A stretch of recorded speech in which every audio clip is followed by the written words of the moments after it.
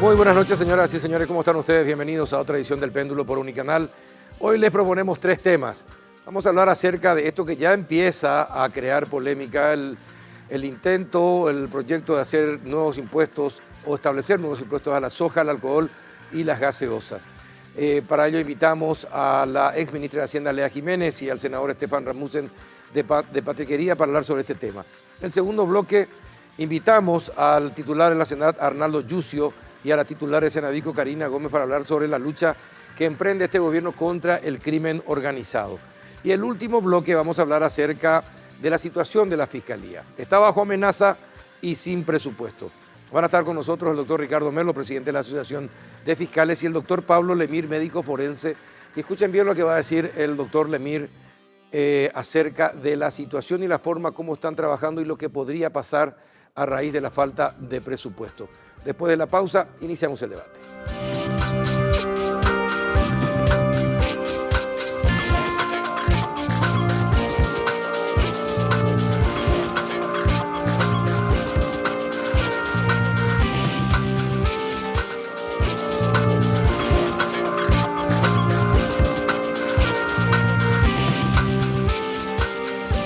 Bueno, y antes de empezar el péndulo y hablar con los protagonistas, les invito a compartir el café Lavazza. Senador, doña Lea Jiménez, por favor, es reconocido como un café de alta gastronomía y permite al consumidor degustar un producto con aroma, cuerpo y sabor inconfundibles. Café Par representa y distribuye Lavazza, el espresso italiano por excelencia. Así que, sabroso. Ahora sí, ¿qué tal, doña Lea Jiménez? ¿Cómo anda? ¿Cómo estás, Carlos? Un gusto Bien, estar bien. acá, senador. ¿Cómo estás? Senador, Gusto ¿cómo verte. anda? Buenas noches, Carlos, Lea y a toda la teleaudiencia de Unicanal. Patriquería tiene definida su posición respecto del proyecto de ley para aumentar impuestos. Bueno, este es un proyecto, primero hay que decir, un proyecto surgió todo esto el jueves pasado, ¿verdad? Hace unos 3, 4 días, con muy poco tiempo para analizar realmente. Lo estamos analizando en varios aspectos, ¿verdad? Y otra vez, cada impuesto es muy diferente, ¿verdad? Lo primero que quiero decir es que es importante entender que el impuesto al final es algo que el Estado le quita al ciudadano, o sea, al productor, al consumidor, al empresario, a quien sea, con la promesa de que a través de eso va a prestar servicios públicos, ¿verdad? Ya sea de seguridad, educación, Buenos salud y demás. eficientes. En la esperanza, En la esperanza, de claro. tener servicios públicos buenos y eficientes, ¿verdad? Entonces, cuando se trata de temas de impuestos, yo creo que es muy importante hablar con todos los sectores, con la ciudadanía, con todos los sectores afectados y evaluar si realmente es lo que corresponde en el momento, si es que realmente se va a recaudar más o no, porque uno tiene de repente la lógica de decir aumentamos la tasa de impuestos y se recauda más, ¿verdad? Y pasó lo contrario, por ejemplo, cuando se bajó la tasa de impuesto a la renta, por ejemplo, ya hace unos 15 años, del 30 se bajó al 10 y todo el mundo de alguna forma se esperaba que se recaude menos y se recaudó mucho más porque se amplió la base impositiva, ¿verdad? Entonces, es importante analizar de ese lado. La bancada de Patriquería todavía no tomamos una decisión en firme, digamos, pero lo que sí estamos Pero en seguros principio no que... te gusta. No, hay que analizar mucho más. O Mucho sea, más. y otra vez depende del impuesto. Ahora, si uno habla de la soja, por ejemplo, de la exportación, porque lo que se está planteando es gravar al 10% de la exportación de grano de soja en estado natural. Y ahí al que va a afectar directamente va a ser al productor y generalmente al productor más chico. Hay unos 40.000 productores que plantan soja de menos de 20 hectáreas, pequeños productores. Que se van a ver afectados. Claro, y que van a hacer probablemente lo que no tengan la espalda para pagar, porque esa es otra falacia muchas veces, ¿verdad? Que se le va a grabar al empresario o a la multinacional. Y en el caso de la soja y otros productos agropecuarios, el precio está definido ya al final, digamos, del camino, ¿verdad? Uno dice X dólares la tonelada y ahí se comienza a descontar los costos. Y si uno pone un impuesto, es directamente un costo, ¿verdad? Entonces, la empresa agroexportadora multinacional no va a absorber ningún costo, va a absorber el productor final. Como es ministra Lea Jiménez, ¿qué pensás de este proyecto? A ver, gracias, Carlos. Primero, gracias por invitarme a conversar respecto de este tema. Yo creo que yo siento un poquito que esto es una suerte de déjà vu. Parece que todos los años surge la brillante idea de poner un impuesto a la exportación de soja de un monto que realmente no tiene sentido, ¿verdad? Y siempre empezamos con la misma discusión. Y ahí yo creo que lo que menciona el senador son puntos muy válidos, pero la discusión realmente es mucho más amplia, ¿verdad? Nosotros cuando hablamos de un impuesto no podemos pensar solamente en un impuesto 1, 2 y 3, sino que realmente tenemos que, como siempre decíamos cuando yo estaba en Hacienda y seguimos diciendo, ¿verdad? Desde el punto de vista técnico, uno tiene que considerar al todo, al sistema económico en su conjunto. Por eso que cuando decimos, espera un poco, pero Argentina cobra tal impuesto y Brasil cobra tanto por ciento y Paraguay solamente, ahí ya nos equivocamos porque en realidad vivimos en un mundo relativo, ¿verdad? Argentina tiene sus particularidades, Brasil también, lo mismo Paraguay. Entonces, ¿qué es lo que se había planteado en su momento cuando nosotros llamamos a esa Comisión Técnica Económica Tributaria, CETET o algo así, donde habíamos invitado al final el gobierno ya a un grupo de ministros, al equipo entrante, técnicos internacionales, locales, bueno, un grupo de gente técnica que pueda analizar este proyecto desde el punto de vista técnico. Después obviamente están las consideraciones políticas. Pero ¿qué se hizo ahí? No es que ahí nos fuimos y nos sentamos y rapidito en un par de semanas decidimos, no. Eso era se estableció un equipo de trabajo y un equipo de diálogo y un equipo de análisis técnico en base a un análisis que se había realizado durante prácticamente un año, ¿verdad? Un año tuvimos a un equipo que analizó al sistema tributario en su conjunto y eso permitió que lleváramos una suerte de libro que lastimosamente se empezó a compartir, que no era la propuesta, es un análisis para la discusión. ¿Por qué hicimos eso? Uno, porque realmente nunca se hizo un análisis al mismo tiempo de todo el sistema en su conjunto. Es clave eso, porque eso nos permite tener una visión general y después hacer propuestas razonables y no solamente propuestas políticas, que de repente dicen, mira que suena bien cobrarle a los ojeros, porque son los que más plata tienen, qué sé yo, digamos una propuesta populista. Este es un proyecto político.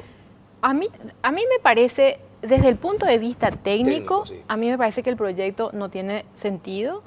Yo creo que otra vez el ministro de Hacienda mismo lo ha dicho ahora, hace un par de días creo que mencionó, hay que considerar a hacer un cambio general del sistema tributario. Habían varias cuestiones que nosotros habíamos, en las cuales habíamos enfocado en ese momento con todo este grupo de gente de alto nivel, ¿verdad? Primero hablamos de lo que es la necesidad de modernizar el sistema. Nuestro sistema tributario tiene 26 años de antigüedad, ¿verdad? Y en una economía que crece tan rápidamente, que cambió tan rápidamente, que ves el PIB que realmente creció mucho más de lo que esperábamos. ¿Por qué? Porque ni siquiera estamos todavía ya entendiendo cómo se compone este PIB, ¿verdad?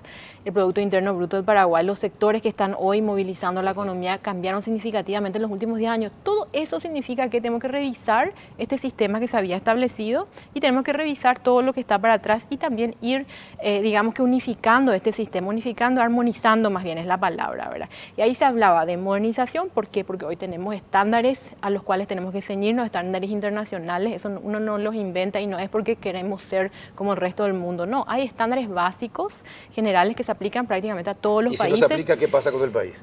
Y bueno, hay, por ejemplo, la cuestión de intercambio de información, ¿verdad? Intercambio de información entre administraciones tributarias. Esos temas son claves porque eso permite hacer seguimiento a las transacciones intranacionales e internacionales que se dan de diferentes individuos y podemos hacer cuestiones de lavado de dinero. También mejora el seguimiento que se hace a eso, ¿verdad? Se puede saber qué está haciendo esa persona acá y qué está haciendo esa persona en otro punto. Después está varias cuestiones, ¿verdad? En las cuales realmente tenemos que sumarnos a ese tren o quedarnos fuera, ¿verdad? Bueno, quédate un ratito ahí. Sí. Quédate un ratito ahí. Escuchándola a la ex ministra de Hacienda, ¿qué pensás de este proyecto? Bueno, como te decía, Carlos, yo creo que hay mucho más análisis que hacer, ¿verdad? Definitivamente. En eso compartís. Sí, y definitivamente nosotros no vamos a acompañar la aprobación la semana que viene, ¿verdad? Porque hay que hacer un análisis mucho más profundo. Y yendo a tu pregunta si es político, claro que es un proyecto político, ¿verdad? Y parece, como decía Lea, ¿verdad? Un déjà vu de que todos los años, este es el momento, alguien dijo algo de la soja y Museo de Preferencia, presentemos el impuesto a la exportación de soja, ¿verdad? Pero entonces, ahora están como senadores ya.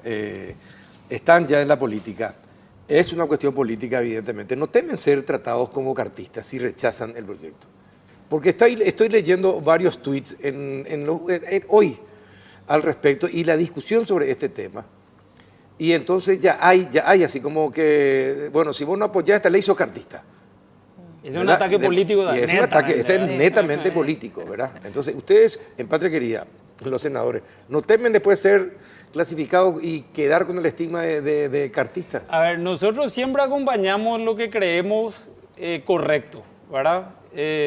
Por decirte, nosotros fuimos uno de los más fuertes opositores a que el expresidente Horacio Cartes jure de senador, por ejemplo, ¿verdad? Que seguramente ahí seguro que de cartistas no nos tildaban en ese momento por lo menos, ¿verdad? También fuimos proyectistas de la trazabilidad de la cadena de suministro de tabaco, por ejemplo, ahora, ¿verdad? Que seguro que de cartistas ese proyecto de ley no tiene nada, ¿verdad?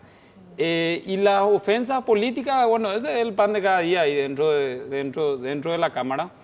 Pero cuando uno tiene un análisis serio, ¿verdad? Y base sólida, es decir, no, esto no conviene no por ser cartista o no cartista, o llanista o marista o lo que sea, sino porque va a repercutir en la economía de 40.000 familias, pequeños productores de soja, que van a tener que ser 10 o 15 o 20% más eficientes para darle al Estado un dinero, un impuesto, ¿verdad? Que como decía, el Estado le quita parte de su riqueza para gastar ineficientemente. Entonces la ecuación a nosotros no nos cierra, ¿verdad? Sí. Entonces, Paraguay es uno de los países que peor ratio tiene de funcionarios públicos y gasto público. Está cerca del 50%. Brasil está alrededor del 30%, Chile está alrededor del 25%, Colombia está alrededor del 12%. Entonces, nosotros seguimos, como hablábamos por radio, ¿verdad? Seguimos tirando dinero a una bolsa rota, ¿verdad? Que muchas veces es ineficiente. Y ese es otro tema que también es importante. El problema del presupuesto y de las políticas públicas, de los servicios públicos en Paraguay, en muchísimos casos no es dinero. Es gestión y es un montón de cosas, pero no es dinero. Y un caso muy particular es el tema de todo lo que se invirtió en pobreza y en agricultura familiar campesina en los últimos 20, 30 años, ¿verdad? Seguramente 800 millones de dólares, 1.000 millones de dólares, que lastimosamente en muchos casos se rifó el dinero, ¿verdad? Entonces, el problema de las políticas públicas en Paraguay no es el dinero solamente. Habrá casos que sí. Otro caso, educación, ¿verdad? Tenemos la cantidad de alumnos más baja por docente de la región, creo que son 8 alumnos por docente, ¿verdad? Pero la calidad educativa, mientras los docentes no tengan evaluaciones constantes o la tienen, pero no sean de alguna forma premiados o castigados por esas evaluaciones, definitivamente el sistema educativo no va a mejorar. Entonces, digamos, bueno, contratemos más docentes para dar una educación de mala calidad, sí. Entonces, ¿para qué seguir sacando impuestos de la gente, ¿verdad? Sí, y yo quiero agregar, yo creo que muy de acuerdo con muchas cuestiones, pero acá no es tampoco la cosa decir los sojeros no tienen que pagar impuestos o este sector no tiene que... Yo realmente me abstraigo totalmente de esas cuestiones y miro desde el punto de vista económico, ¿verdad? Pero al mismo tiempo, esto que menciona el senador es clave. Acá tenemos dos patas. Por un lado están los ingresos, que es cobrar impuestos en su gran parte para sostener el Estado, las políticas públicas. Nosotros tenemos hoy más o menos 1.5 millones de niños que están en el sector educativo, están recibiendo educación pública, más o menos 10% de ellos van a escuela privada, 90% algo así era el ratio, no recuerdo de precisamente, pero eso significa que nuestro capital humano más importante, futuro del país, está hoy yendo a la escuela pública. Y es ahí donde necesitamos invertir más. Pero yo estoy totalmente de acuerdo contigo. Cuando yo estaba como ministra de Hacienda, era como un dolor en el corazón decir, mira, quiero dar más recursos para educación, queremos, todo el mundo quiere, ¿quién te puede decir no a educación? Pero necesitamos realmente tener mucha más claridad al respecto de qué exactamente se va a hacer con esos recursos. No es solamente pasar la plata, llegar al famoso 7% del PIB que siempre se quiere llegar. ¿Para qué? ¿Qué exactamente vas a hacer con esos recursos? ¿Cómo vas a capacitar a los docentes? ¿Cómo vas a mejorar la calidad del gasto? Y ahí vamos a la pata central que es como el huevo y la gallina. ¿Qué viene primero? Mejoramos primero todo lo que es la eficiencia del Estado y después empezamos a cobrar impuestos, o mejoramos también nuestro sistema tributario que realmente requiere de ¿cómo te voy a decir? Reconstrucción del sistema tributario en base a esos principios que habíamos hablado, que son cuestiones de equidad, cuestiones de modernización modernización, cuestiones de simplificación, todo eso puede darse en nuestro sistema tributario sin impactar la competitividad del país, ¿verdad? Generar un cimiento básico que es justamente lo que la propuesta que hacía, esta propuesta técnica, que nada tenía que ver con ser cartista o ser marista o ser patriarquería o lo que quieras. Realmente ahí se juntó un grupo de gente de diversos ámbitos, justamente era el equipo entrante, el equipo saliente, ministros de Hacienda anteriores. Yo creo que no había ahí nadie que diga si este es el equipo de X, ¿verdad? Absolutamente, totalmente abstraídos de eso, se hizo una propuesta básica. Yo creo que es una propuesta válida que debería ser considerada en el Congreso hoy. Y estoy segura que eventualmente el ministro de Hacienda presentará una propuesta. Sí, tenemos un borrador, era en ese entonces todavía, pero también hablamos con el ministro de Hacienda y también, porque como decía Lea, esto tiene dos patas, ¿verdad? Muchas veces se dice el impuesto es bajo, pero el gasto público, por ejemplo, ¿a dónde va? Es la otra pregunta, ¿verdad? Y había dicho el ministro de Hacienda, varias veces nos juntamos con él, y él nos decía que de hecho también, así como se hizo la parte tributaria, se está haciendo un equipo para trabajar en la mejora de la calidad del gasto público. Justamente mañana tenemos la primera reunión, voy a tener el honor de ser parte también de ese equipo, y ahí en ese equipo de trabajo se va a ver la otra pata, ¿verdad? La otra cara de la moneda, porque es una moneda dos caras. En la otra cara tenemos que enfocarnos en todo lo que es eficiencia del gasto. Y realmente podemos decir qué mal que estamos, qué ineficientes que somos, pero realmente hay países en la región que son mucho más ineficientes que nosotros y tienen un gasto social mucho más alto, y le miras por un lado y decís, espera, pues tenemos que gastar más en educación, tenemos que gastar más en salud por todas las necesidades, cierto, pero al mismo tiempo existen países que están al nivel de los países de la OECD y finalmente el gasto que tienen es totalmente ineficiente, es realmente un desperdicio de recursos públicos. Entonces, es un balance, ¿verdad? Vos tenés que de a poquito ir mejorando el sistema tributario, sí, eventualmente nuestras tasas van a tener que subir gradualmente, pero eventualmente significa futuro. Hoy lo que tenemos que hacer es tener un cimiento y al mismo tiempo hacer cambios. Juntar a los empresarios, juntar al gobierno, juntar al parlamento, juntar a los sindicatos y meterles en una pieza y que estén allí el tiempo que sea necesario para llegar a un acuerdo. Es muy difícil. Va a ser interesante estar en esa pieza. No, a ver, yo le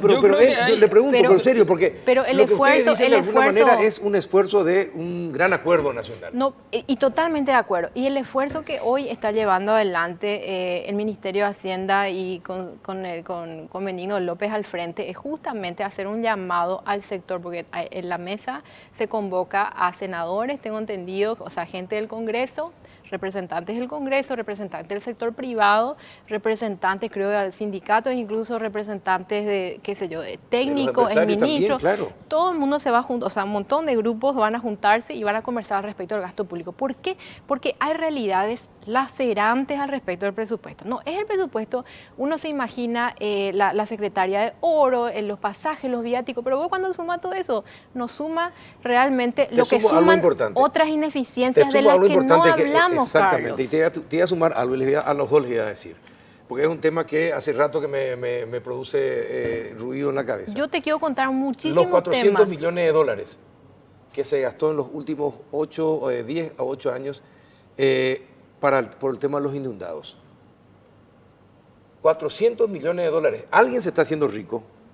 Y es un negocio para... hecho la costanera, la franja costera, las casas y todo. Hay una estimación del BID que habla de 1.600, 1.6 billones de dólares que nosotros, digamos, que malgastamos anualmente. Esa es la estimación para Paraguay. Para la región es más o menos 4% del PIB para Paraguay. Para la región es 4.4% del PIB. Es algo así como 220 mil millones de dólares a nivel de región. O sea que no es algo de Paraguay solamente, es algo generalizado, pero en el caso de Paraguay nosotros tenemos todavía un sistema tributario petit, ¿verdad? Tenemos un gasto público muy petit, esa es la realidad.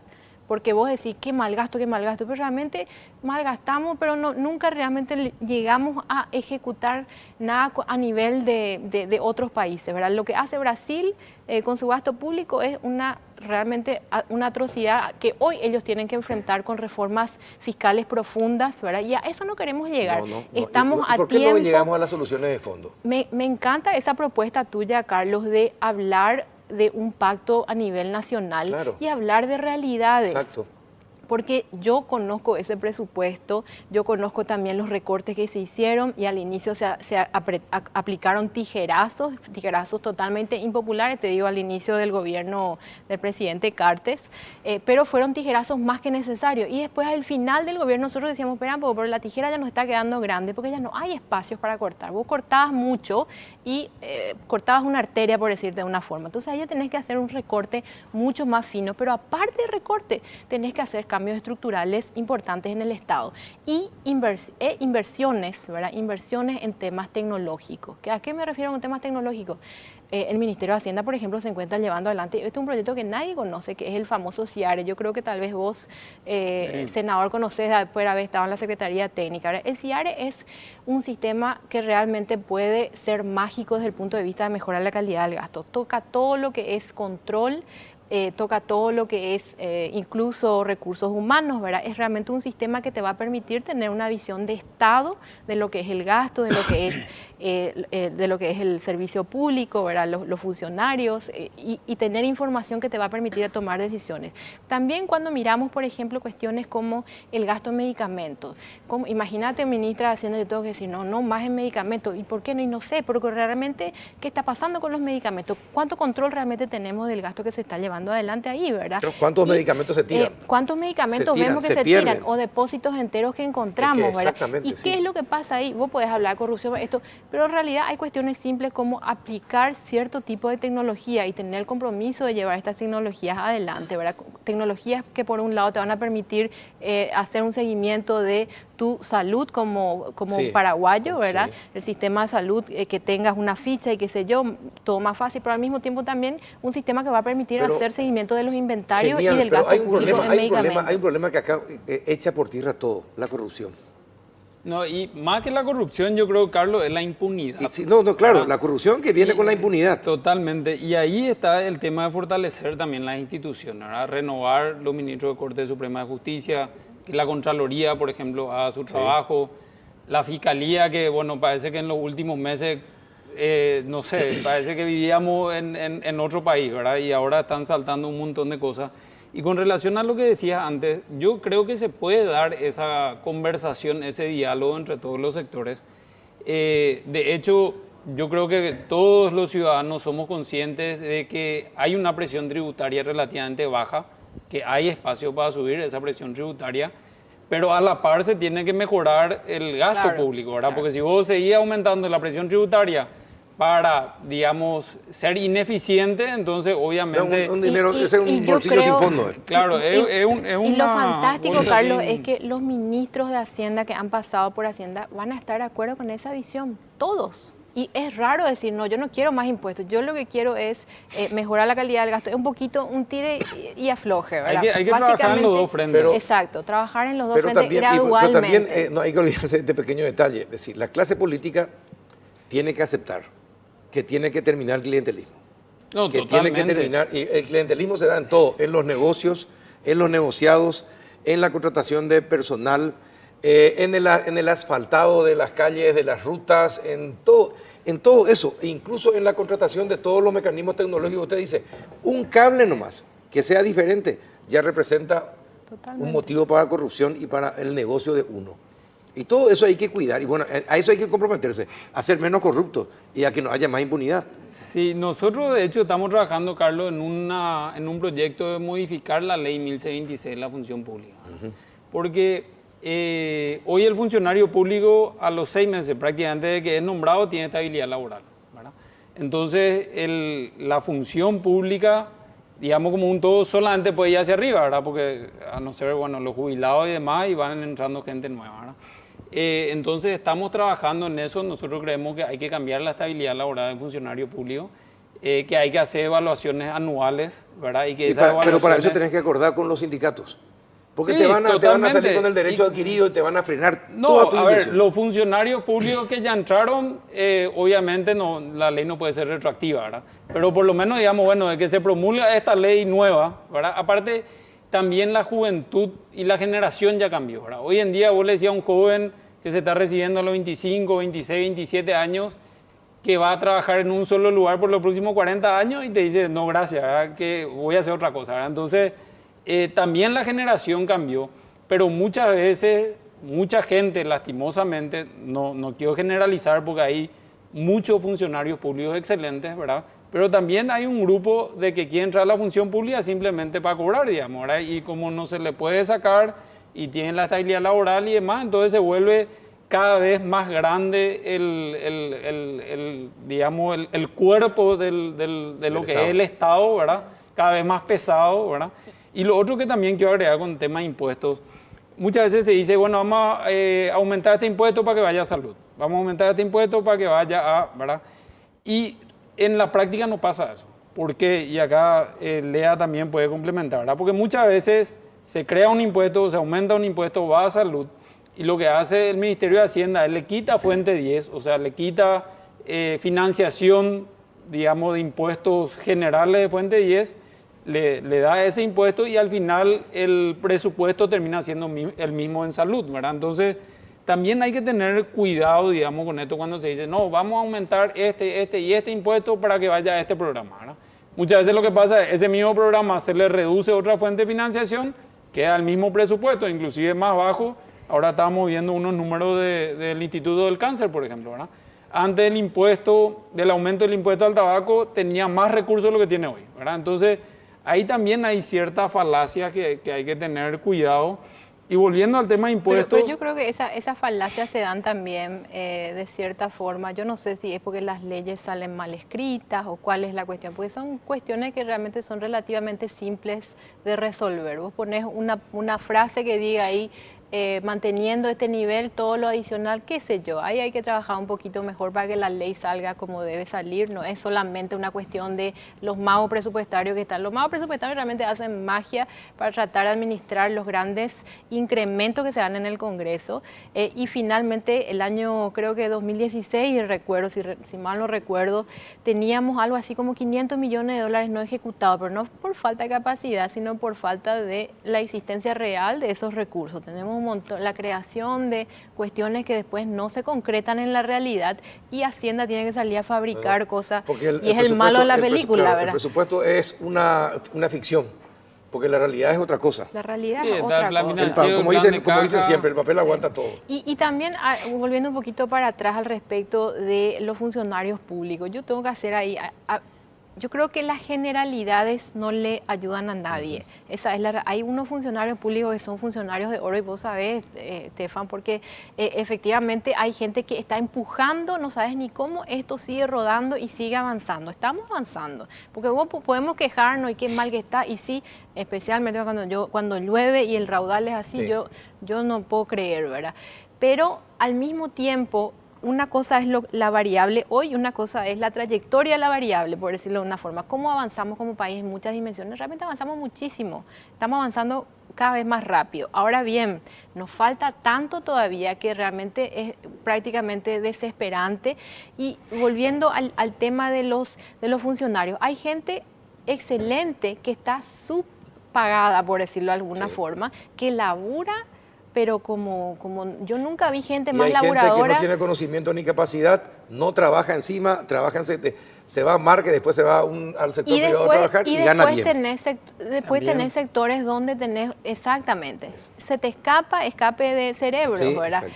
Entonces, realmente ahí hace falta otra vez un análisis muy profundo. Existe ya hoy un análisis profundo del que justamente se había hecho, creo que de la mano del Vido, no recuerdo, uno de esos de los multilaterales nos habían apoyado. Está publicado, justamente yo estaba leyendo espectaculares, pero falta eso, aterrizarlo en un proyecto de reforma. Y yo creo que estoy de acuerdo, ¿no?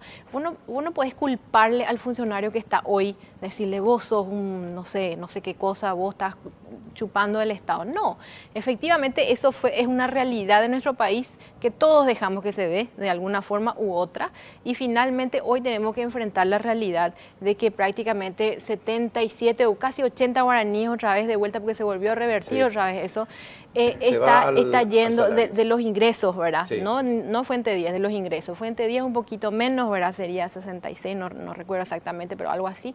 Pero efectivamente ahí hace falta otra vez un trabajo mucho más profundo, ¿verdad? Se vino haciendo y con la muy criticada famosa matriz salarial, que se dijo que no, la matriz salarial es una realidad que trató de ordenar el desastre que se tenía antes, y podemos argumentar acá arriba abajo, pero yo no soy la artífice de eso, sí miré a eso como estando ya dentro del Ministerio de Hacienda diciendo, ¿qué es esto? Explícame.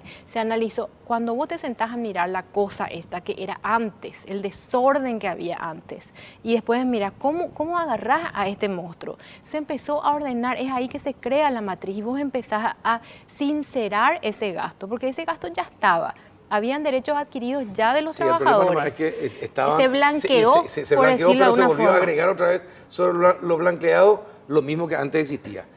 Que es una lástima pero yo te cuento, justamente el famoso decreto del presidente Carter en su momento, que fue un decreto durísimo que eliminó el segundo y el tercer aguinaldo, se había dado en un momento cuando desde el Congreso, y uno estaba todavía ahí, así que no es un ataque, sino que desde el Congreso se había aprobado, y vos te recordarás tal vez de esto, se estaban por aprobar un aguinaldo, se había, digamos, después de sumarse a la matriz salarial, ahí se hablaba de eso.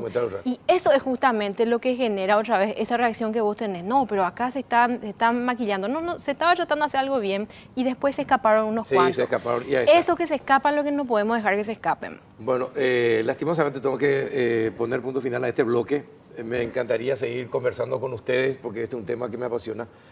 Y a ustedes también, por lo que veo. Les agradezco su presencia. Gracias, Estefan. Vamos a seguir conversando. Vos sos senador ahora. Y así que vamos a seguir charlando en radio y acá permanentemente sobre este tema. Y Lea va a ser nuestra consultora permanente siempre. Claro sí. Siempre me hace sufrir porque llega sobre la hora, pero llega. Gracias, Estefan. Te agradezco. Hoy llegué más temprano. Hoy llegaste más temprano. Sí. Muchas gracias. Gracias, Carlos. A la vuelta de la pausa vamos a hablar de la lucha contra el crimen organizado. Ya volvemos.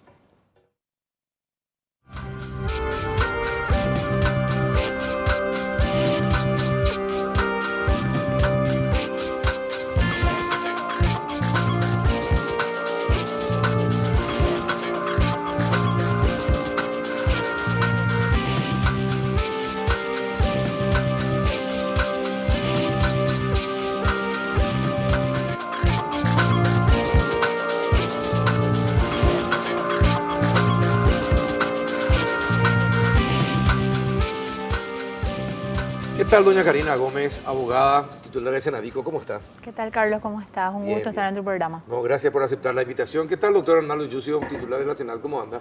Carlos, placer estar nuevamente. Nuevamente. Últimamente, no, varias veces. Vas a estar permanentemente porque estás haciendo un buen trabajo y eso hay que destacar. No te puedes quejar de nuestra... No, te cuesta traerte, pero cuando venís, sí me encanta que estés acá. Bueno, doctor, ¿qué te parece esta amenaza que apareció hoy contra la fiscal general Sandra Quiñones? Ese video que viene del Comando Vermelho, aparentemente. Bueno, ¿qué te parece? ¿Es posible que ellos hagan eso que están amenazando? Y no se descarta. Esta es una información que ya se manejaba unas semanas atrás. Sí. ¿Verdad?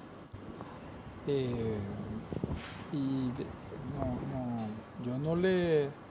Ninguna acción como esta, ¿verdad? Yo no le dejaría de hacer caso, ¿verdad? O por lo menos generar algún Hay que tipo prestarle atención. De atención, ¿verdad? Lo mismo el caso de ayer, ¿verdad? El caso de Marcelo Piñeiro, sí, alias Piloto. Sí. Estaba pensando,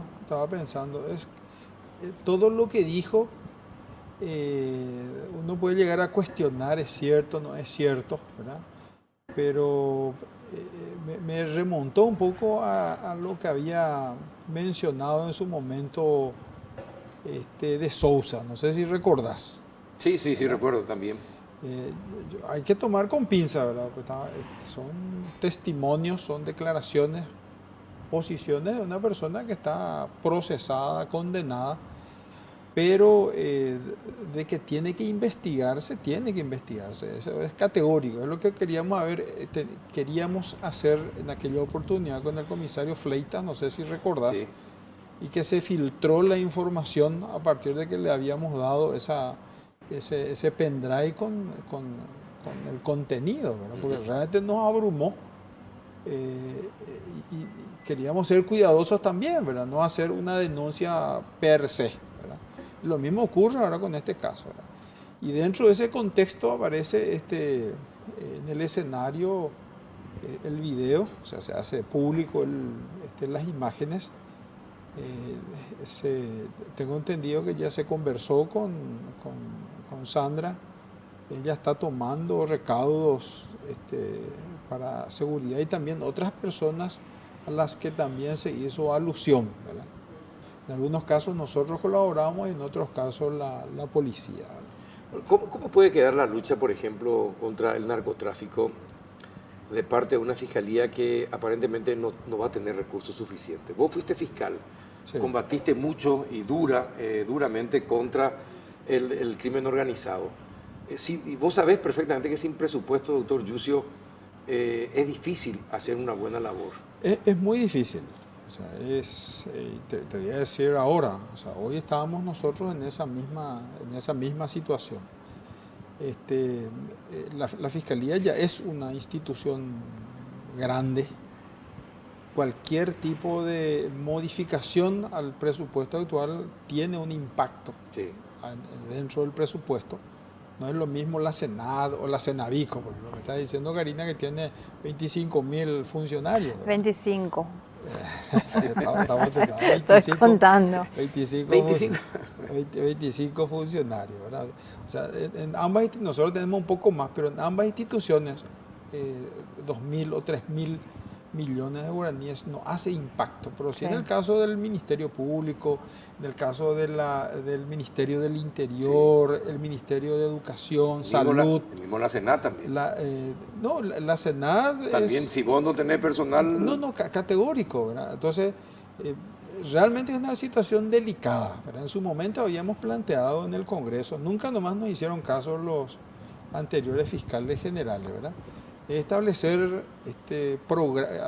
un presupuesto por programas para aquellas unidades especializadas, ¿verdad? Eso te va a dar la posibilidad de que el que esté en una unidad especializada cuide más estar, porque va a ganar un poco más.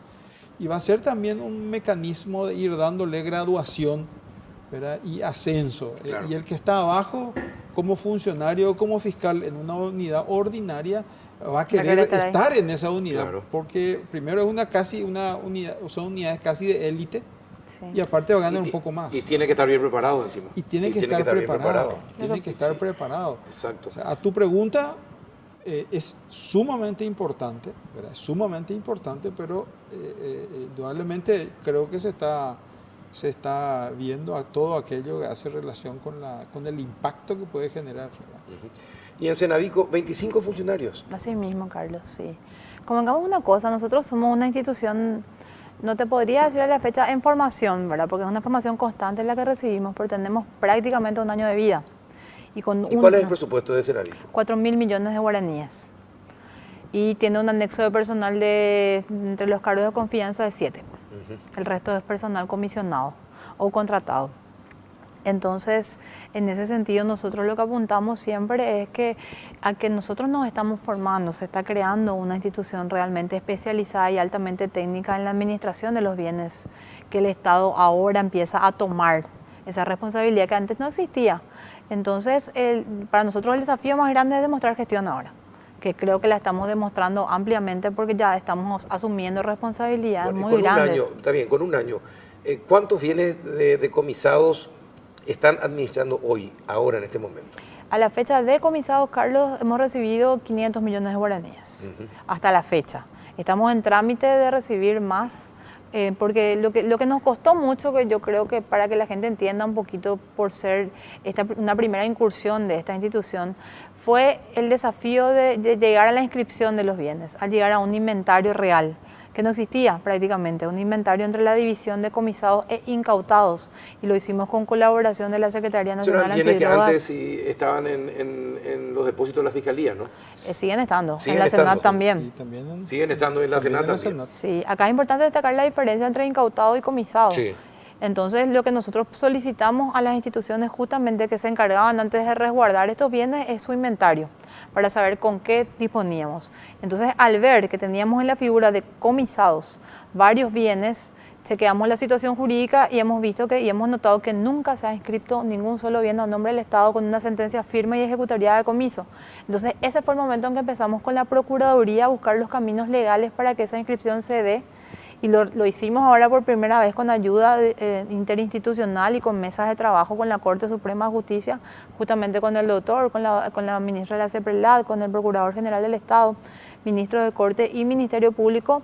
Logramos desarrollar y sacar una acordada que nos indicaba el camino para esa inscripción.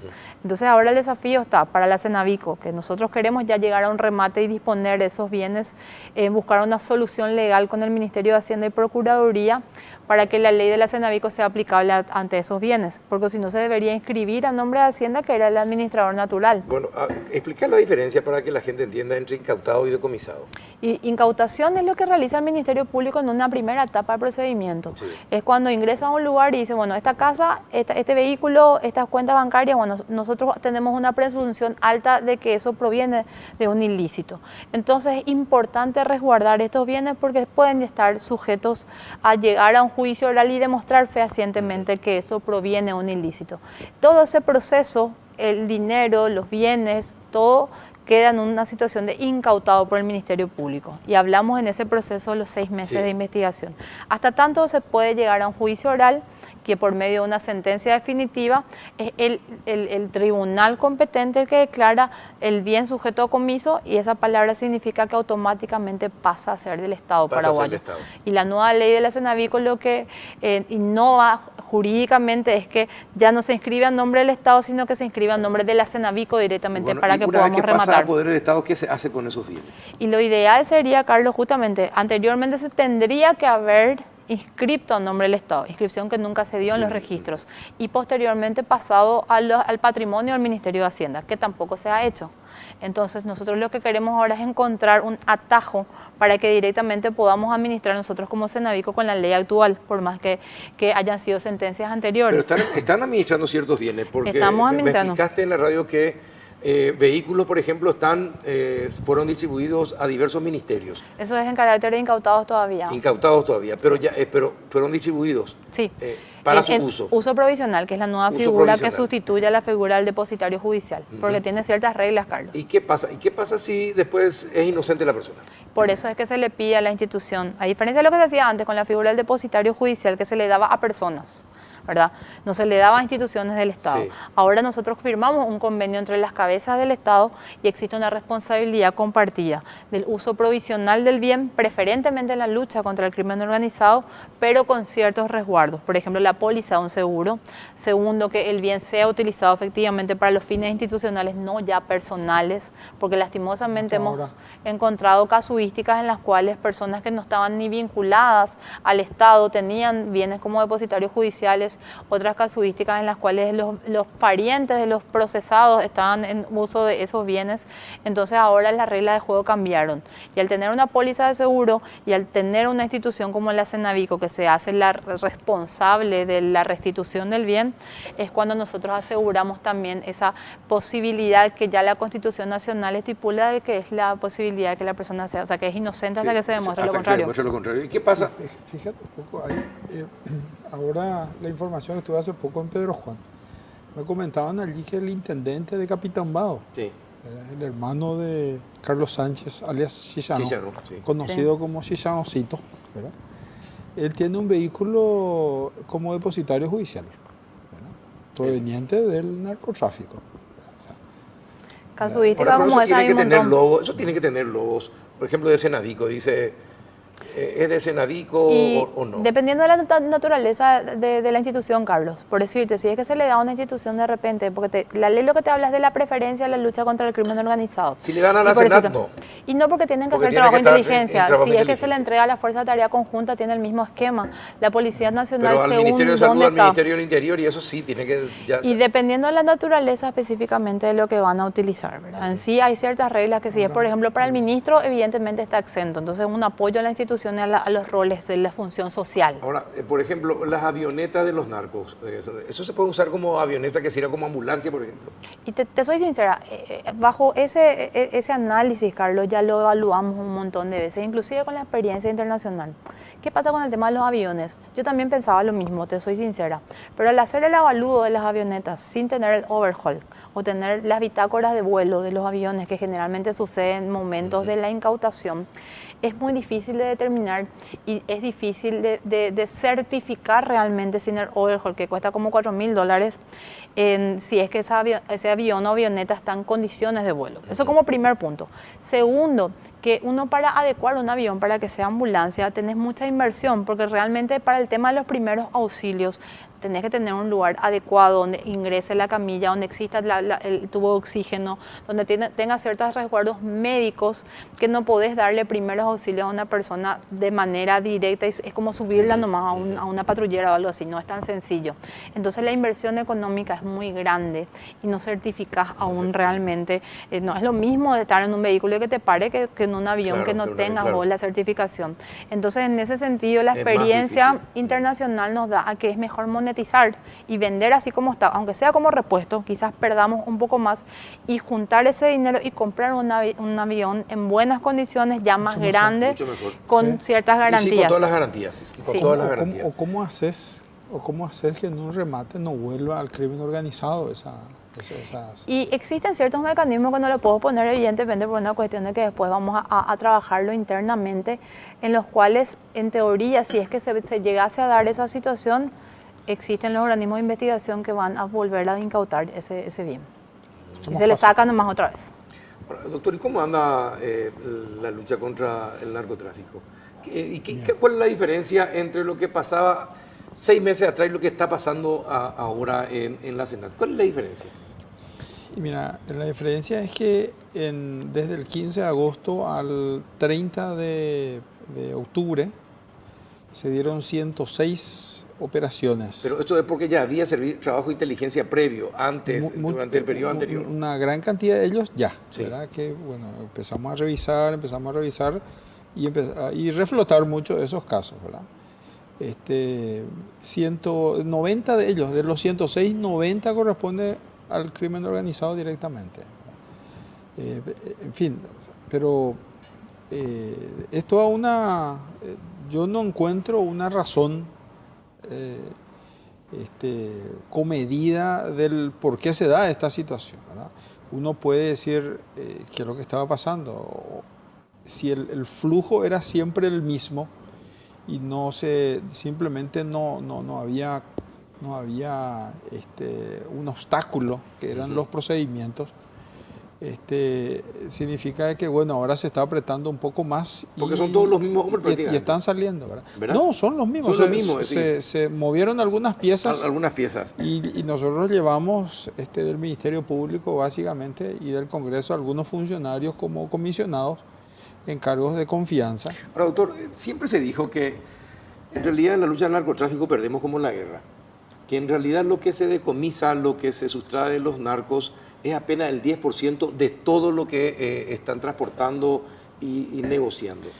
Mira ¿Es cierto o no es cierto? Mira, con sumo pesar puedo afirmarte de que de alguna forma es cierto. Es cierto. ¿Verdad?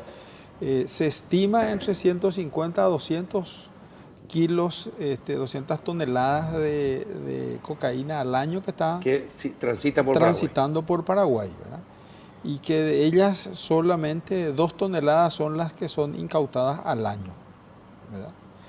Entonces estamos perdiendo la guerra rápidamente. Y básicamente vos tenés la Senat, que es la institución encargada de establecer las políticas antidrogas y de la represión de ese tipo de delitos en grandes organizaciones criminales, ¿verdad? Y en el microtráfico era una cosa tremenda. O sea, en todo, hoy acá tu gente acá ya me estaba comentando, doctor, en tal parte tengo esta situación, ¿verdad? Tenemos esto, tenemos aquello. Eso es imposible, ¿verdad? Y llegamos a un punto en donde estábamos hablando con la policía, porque queremos hacer una unidad que nos permita trabajar en conjunto en el tema de microtráfico. Empezamos ahora en los colegios. Esta mañana estuvimos en el colegio Usatí con criminal. canes antidrogas, haciendo una revisión de todo el entorno de las escuelas, y vamos a seguir haciendo en varios colegios de Asunción y Central en estas últimas semanas de clase. Pero en definitiva es esa, ¿verdad? Y ahí encaja muy bien hoy la estructura de Cenavico, ¿verdad?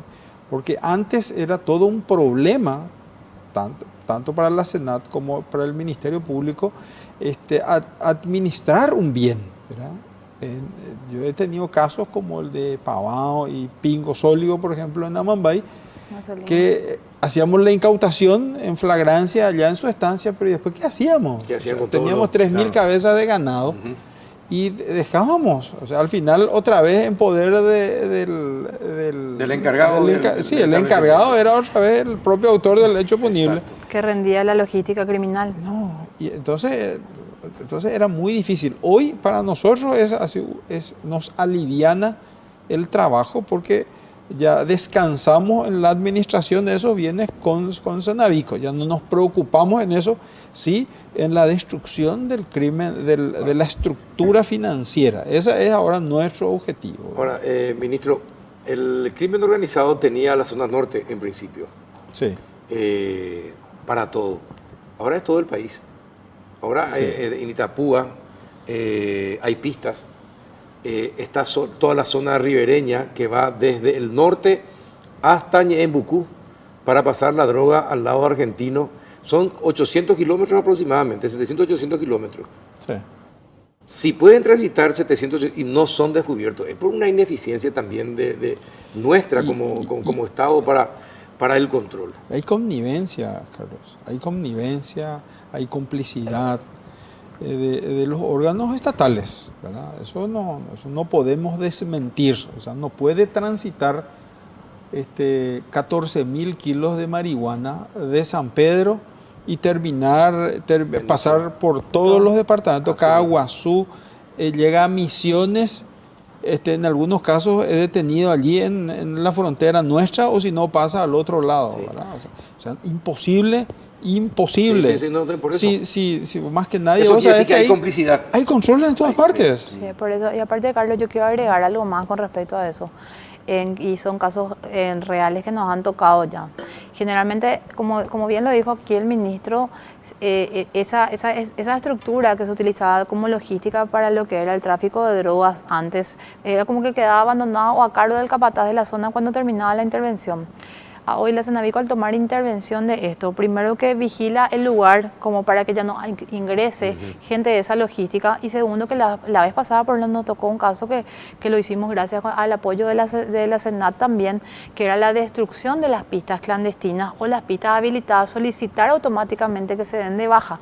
Entonces, en ese sentido, tratamos de paliar un poquito también esa situación trabajando de manera conjunta. Si bien nosotros somos un órgano administrativo, pero al estar ahí evitamos ya que se incurra en la nueva utilización de todo eso. Y ahí pedimos apoyo de seguridad porque no tenemos nosotros seguridad de por sí, y se procedió a la destrucción total de esa pista. Ya una más que se da de baja. ¿La y de ahí San hay Pedro? muchísimo. ¿La de Santaní? La de Itapúa. La de Itapúa. ¿Y la La de de Santaní Itapúa. cuándo van a destruir? Y la de Santaní todavía no hemos recibido nosotros en la No, administración. ya está, ya se inhabilitó esa pista. Sí, y es llevar las máquinas que correspondientes nada más, es una cuestión de organización nada más. Y que nosotros recibamos el bien para poder administrar, porque hay ciertos bienes Con que todavía están sujetos a ciertos Sí, informes. porque era y un todo hangar eso. con pista. Sí.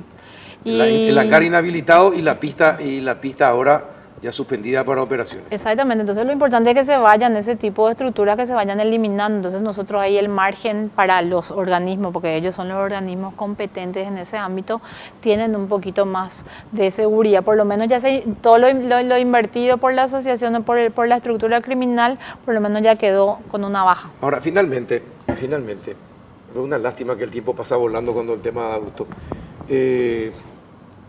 Está la amenaza a la fiscal. Ustedes están en la mira también. Usted directamente Karina. y ella también. Karina porque la que administra, está en la claro, mira. porque administra los bienes. Ella va a ser la encargada de vender todo y va a estar en la mira. Bueno, Nosotros no, ¿eh? Karina la es la que está pregunta es embarazada. sencilla. ¿Tienen miedo, sí o no? ¿Y qué piden como protección para protegerse? Mira, Carlos, nuestra situación es una situación un poco sui generis, ¿verdad? El entendimiento realmente de la población. Nosotros podemos vernos en una figura realmente que estamos en la mitad, porque nosotros lo que hacemos es cuidar los bienes. Y si es que uno se sienta a ver desde esa óptica, al que está procesado le conviene que sus bienes estén cuidándose también. Claro. Ante la posibilidad que el día de mañana Pero si salga son sobreseído. condenados y se venden, Sí, pero es una cuestión netamente estar en la mira. administrativa, Carlos. Hasta ahora no lo veo y no han habido antecedentes realmente Bien, perfecto. internacionales que a organismos que son administrativos como los nuestros Se hayan atente tenido contra ellos. represalias. No es una cuestión, porque nosotros no somos un órgano directamente investigativo. Ahora hay una labor frontal que sí son los organismos como Ministerio Público y Senat, ¿verdad? ¿Y vos, doctor Jason? Y de igual manera, yo sí necesito, estoy segura que el doctor me va a dar todo el apoyo para la institución. Está bien. ¿Y vos, doctor? No, nosotros tenemos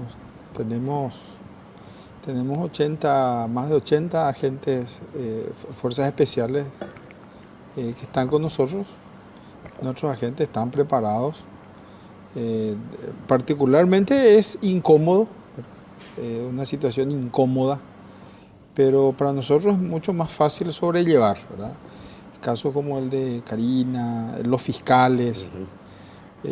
Eso sí, yo creo que es importante que la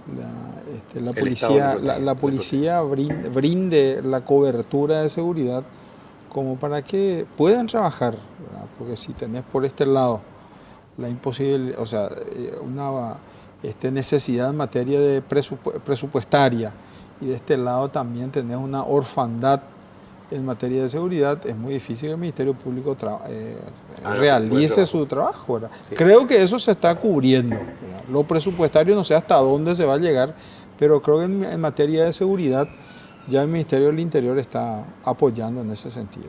Bueno, está bien. Doctor, gracias por venir. No, por favor. Gracias por aceptar siempre la invitación. Sé que somos hinchas muchas veces, pero siempre está predispuesto. Eso es muy bueno. Karina, muchas gracias también. No, es un gusto para mí, sí, un gusto realmente. Bueno, a la vuelta de la pausa vamos a seguir hablando sobre todo esto, la violencia. La Fiscalía está bajo amenaza, la fiscala, y sin presupuesto. A la vuelta de la pausa.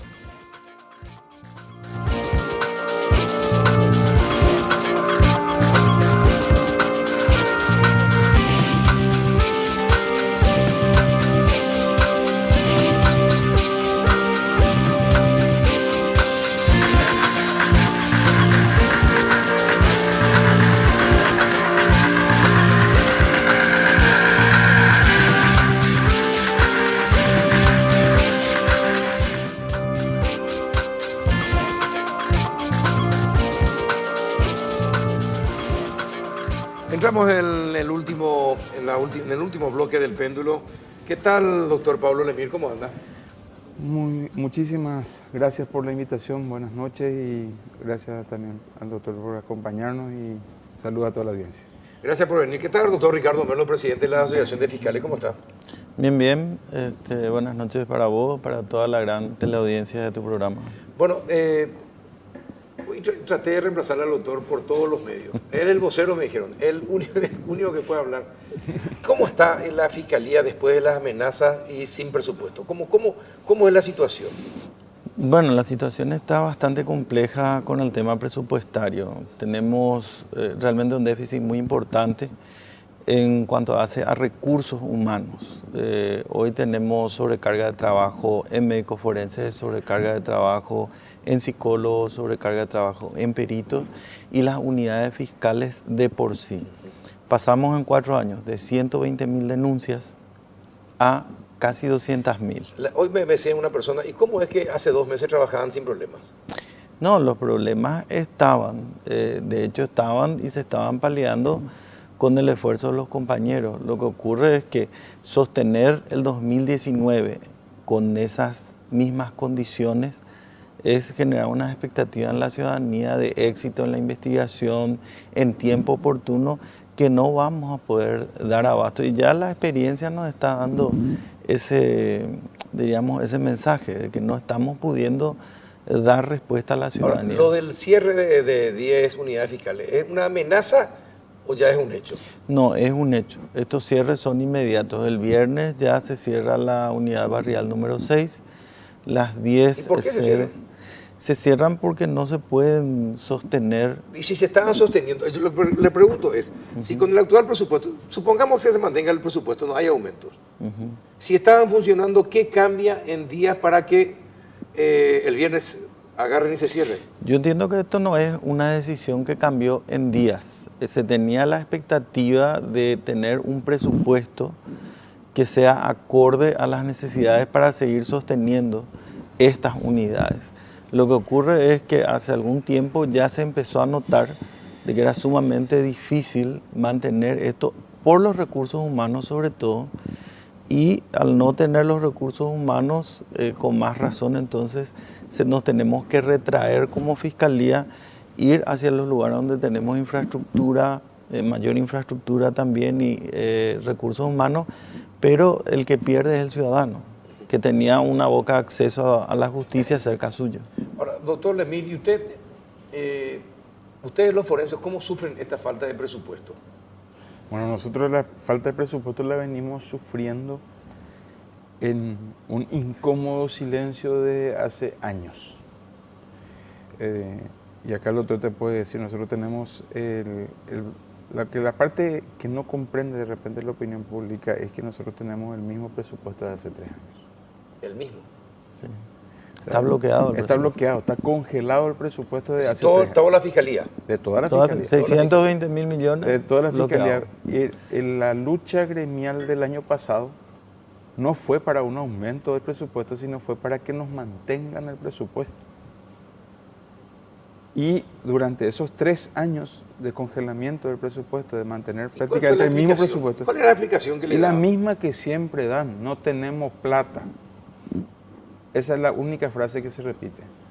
Y el problema es que ante esa falta de presupuesto, porque otra de las preguntas clásicas que nos hacen y que nos hicieron, cuando yo digo no tenemos más guantes, me dicen, ¿cómo llegan a octubre, noviembre sin guantes?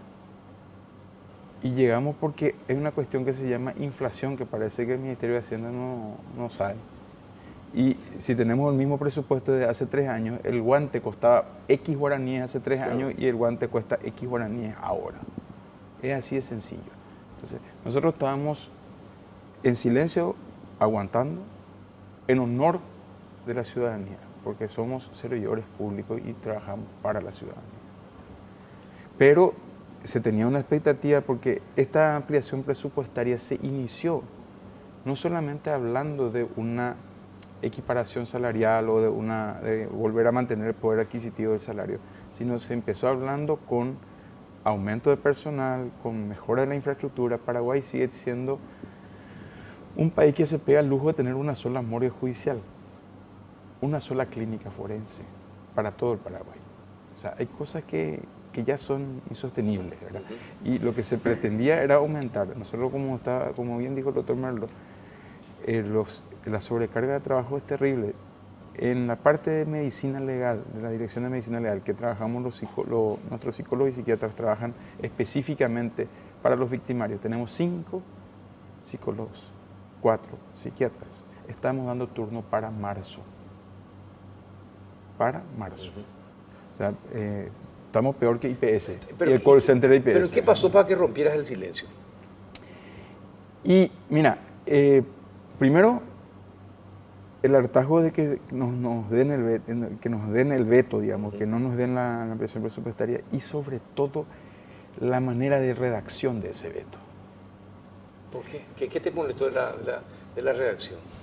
El que escribió ese veto, y yo soy políticamente incorrecto y eso lo sabe perfectamente el doctor Merlo, porque soy técnico, no soy político, ¿verdad? Vive en un termo, directamente vive en un termo. ¿Cómo va a atreverse a decir que nuestro trabajo es de 6 de la mañana, o sea, de 6 horas, de 7 de la mañana a 1? Nunca prendió el televisor para ver la hora que hacemos los levantamientos de cadáver, a las horas que se atienden las víctimas de violencia sexual, a las horas que mis queridos agentes fiscales hacen los allanamientos. O sea, ¿en qué cabeza cabe que nuestro horario de trabajo es de 7 a 1? Eso puede ser para algún que otro funcionario administrativo. Algún que otro, porque hay muchos administrativos que también se quedan con nosotros hasta hacer el aguante durante horas. La administradora de la morgue, si bien puede salir perfectamente a la 1, se queda de repente a hacernos el aguante hasta las 4 o las 5 a veces. Mientras que nuestros forenses salen a las 9 de la noche, eso es la morgue. O sea, no sé en qué cabeza cae. Ofende la inteligencia, como yo digo. Entonces, eso hizo que rompamos el silencio, ¿verdad? O sea, significa que no se nos está valorando. Y cuando hablamos del poder adquisitivo del salario, Carlos, ese guante que ya no se puede comprar, lo compran los forenses de su bolsillo. El forense que está en el interior del país se va en su vehículo, porque a veces los móviles están en otra cosa. Hay un móvil de repente está trabajando con el fiscal. El forense se va con su vehículo, con su combustible, con su peaje, paga su peaje. Y eso sale todito de su bolsillo.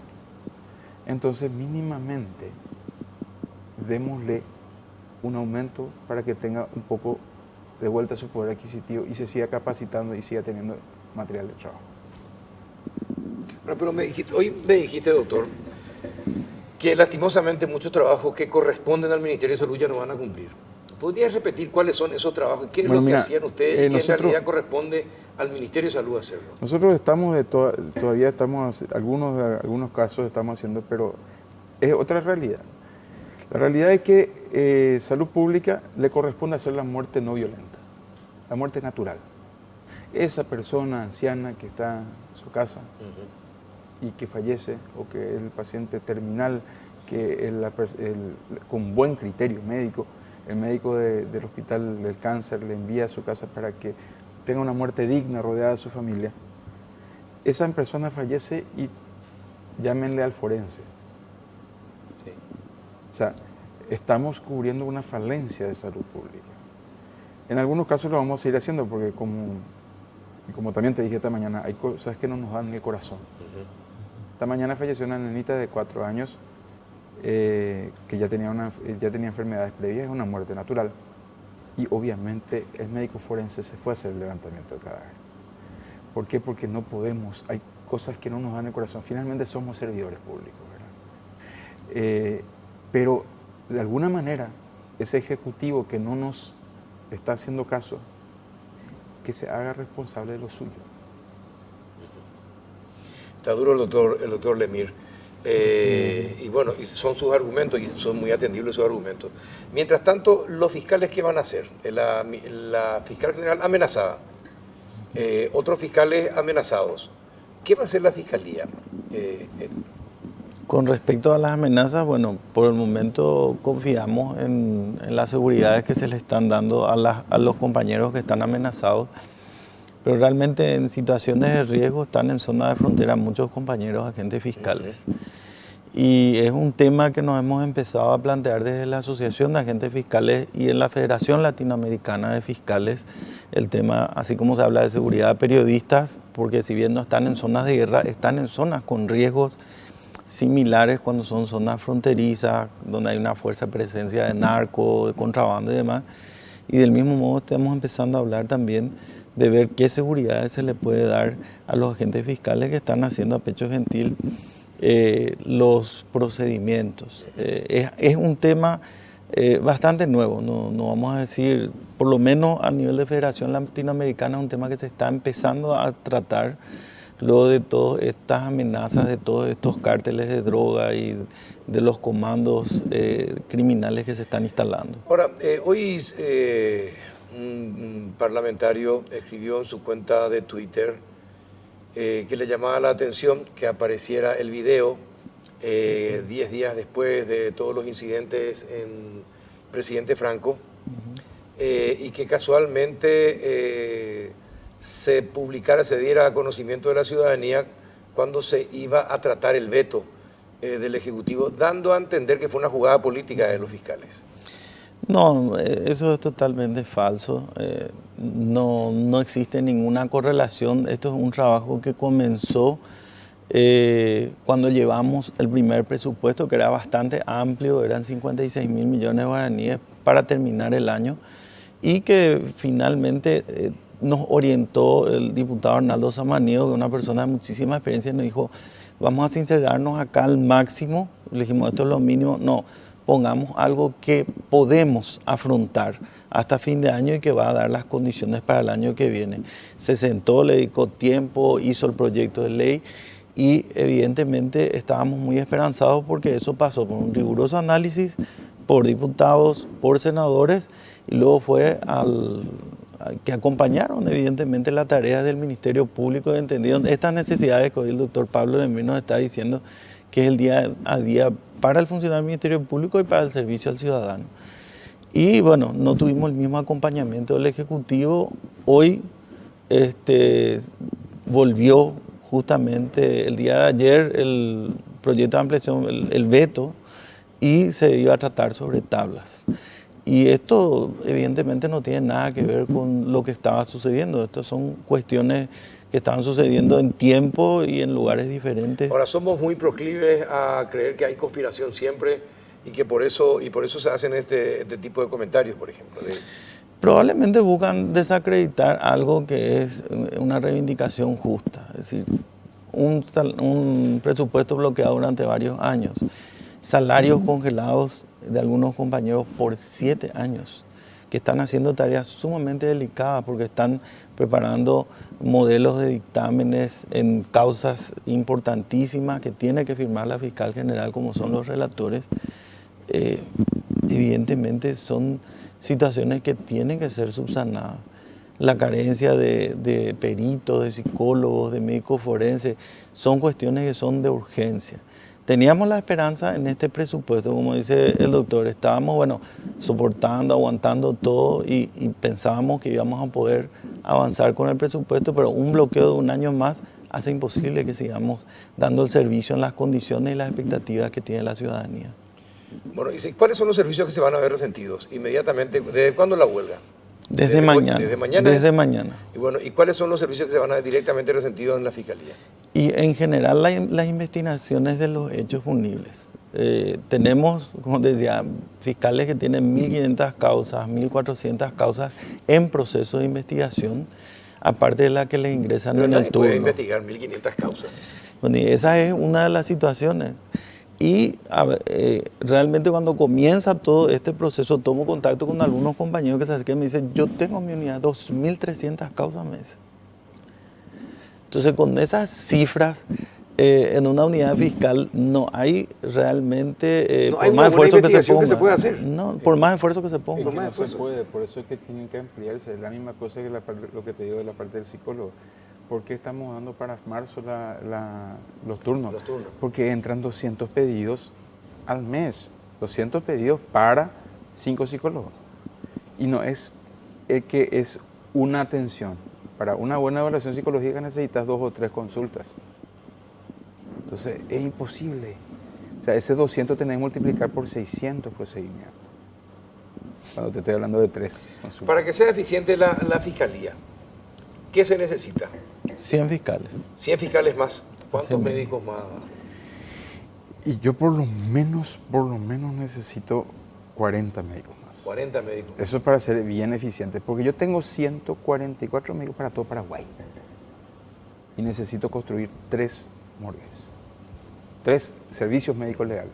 Pero cuando digo, 3 morgues, reparar nuestra morgue, dejarlo bien funcional, son $100.000.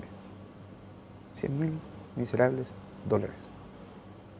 Y eso es en promedio lo que debía necesitar también para cada una de esas morgues. O sea, estamos hablando de $400.000. El precio de 4 vehículos de alta gama. Sí, cierto. Tiene toda la razón. ¿Y son 100 fiscales? 100 fiscales. Obviamente eso implica asistentes fiscales y el complemento de todos los apoyos técnicos que estamos hablando, médicos forenses, psicólogos, peritos.